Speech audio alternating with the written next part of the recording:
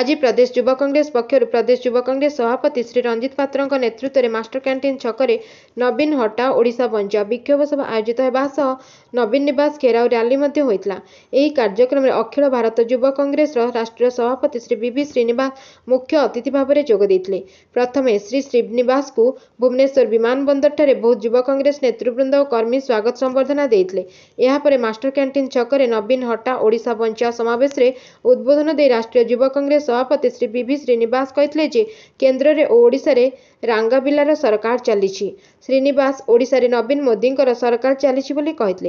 यही सरकार को रांगाबिला सरकार कही से ताच्छल्य करी कहते।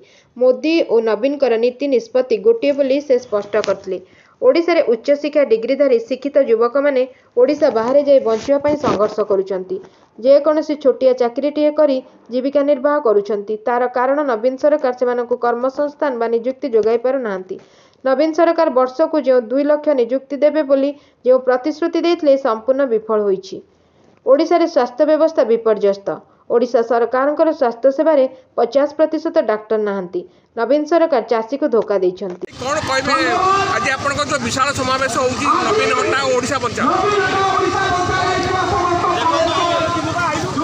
25 वर्ष सरकार जो शासन करुछंती तार गुरुतर शिकार समस्त होउछंती विशेषकर युव समाज होउछंती।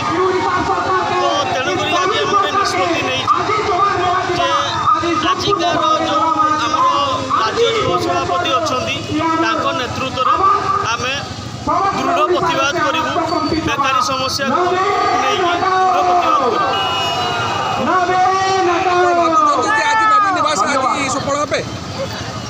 देखो प्रयास सब बड़ जिन तेणुक आम भावुँ सफल निश्चय।